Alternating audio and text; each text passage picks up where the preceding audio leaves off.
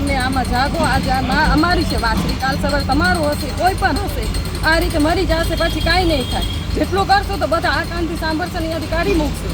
એના કરતાં તમે આ જે ભાઈ કીધું એ સાચું કીધું છે કે આપણે જાગશું તો જ બધું આ થશે, ને કાંઈ નહીં થાય. અમારું તો હાલી ગયું છે હવે, કાંઈ નહીં થાય આમાં. તમે કોણ બોલે છે? તો આ ચોમાસામાં તો પહેલા પ્રથમ તો રોડનું કામ કરાય જ નહીં. ગમે ત્યાં શેરીમાં રોડનું કામ કરવાનું નહીં. બીજી શું સમસ્યા છે તમારી? અમને ચાલવાની તકલીફ થાય છે. અમે આવજાવ નથી કરતા. અમારા દૂધવાળા નથી આવતા, પાણીવાળા નથી આવતા. કેટલી સમસ્યા છે. છોકરાઓ બિચારા છે તો જ્યાં પર આ થંભલા હોય લોખંડના એવા બચાવી મૂકો, મહેરબાની કરીને. એમને ચોમાસામાં શું કહે છે કે 8 મહિના મૃત્યુ પામેલા છે.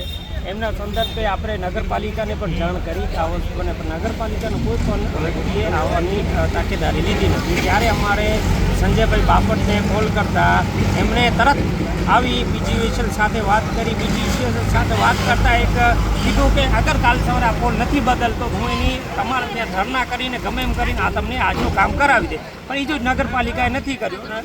બીજી વાત કે આ રોડ બરાબર હોત છતાંય એમને એ ખબર નથી કે ભાઈ રોડ ખોદી નાખ્યા પછી ખબર પડી કે આનામાં આપણે હજી ગટરની લાઈન નાખવાની બાકી છે. ગટરની લાઈન નાખવાની બાકી છે તો એ શું કરે છે ત્યાં તમારા કોઈ પણ એમને એન્જિનિયરો કે કોઈ પણ જેમને એ ક્યાં ખબર છે કે આ વસ્તુ બની છે.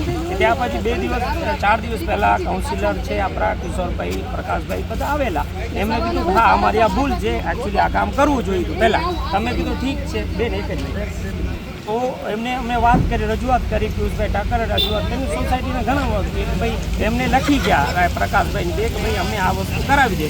પણ એમને એમ કીધું કરાવી દેશે, પણ એની વસ્તુને 8 દિવસ થઈ ચૂક્યા છે. આજ સુધી એનું કોઈ નિવારણ આવ્યો નથી. જ્યારે આ બિચારો મૃત્યુ પામ્યા ત્યારે એમને કાઉન્સિલર કે કોઈને આમ થયું નથી કે ભાઈ અહીંયા આવીને આપણે જરાક વાત કરીએ.